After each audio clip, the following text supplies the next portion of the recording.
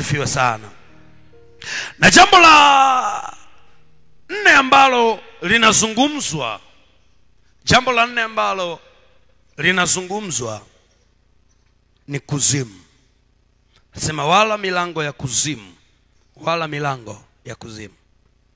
Kwenye Mwanzo anazungumza juu ya Mwanzo ile 22, mlango wa adui. Huku anazungumza juu ya kuzimu. Kuzimu ni nini? Kuzimu ni mfumo wa kiroho. Kuzimu ni mfumo wa kiroho unaoweza kuongoza au kutawala maisha ya mtu au eneo ambao unasimamiwa na kuongozwa na ufalme wa giza. Nitarudia. Kuzimu ni mfumo wa kiroho. Mfumo wa kiroho, sio wa kimwili, wa kiroho, ambao unaweza kuongoza au kutawala maisha ya mtu au eneo fulani, ambao mfumo unasimamiwa na kuongozwa na ufalme wa giza. Bwana asifiwe sana. Hiyo ni tafsiri ya kwanza. Tafsiri ya pili ni hii hapa. Tafsiri ya pili ni hii: ni mfumo wa kiroho unaomilikiwa na ufalme wa giza ili kupingana na ufalme wa Mungu. Ni mfumo wa kiroho unaomilikiwa na ufalme wa giza ili kupingana na ufalme wa Mungu. Kuzimu ni mfumo. Bwana Yesu asifiwe.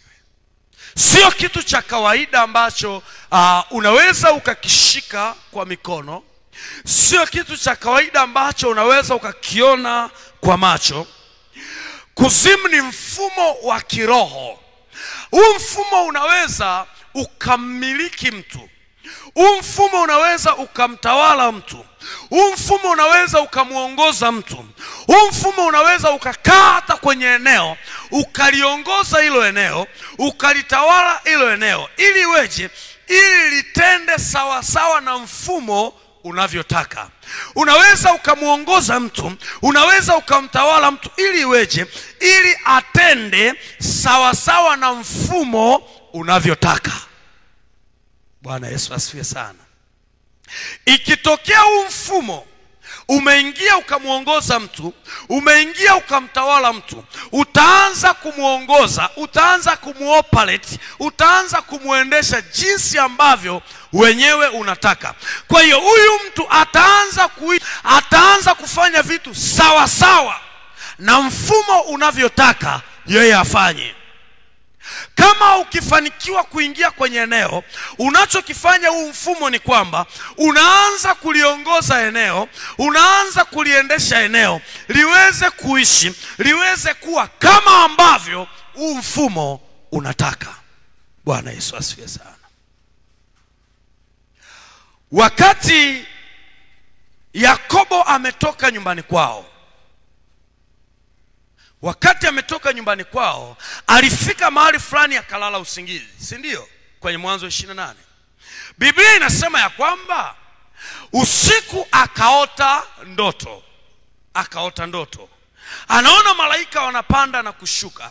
Alafu alivyoamka anasema, nimegundua mahali hapa ni lango la wapi? La mbinguni.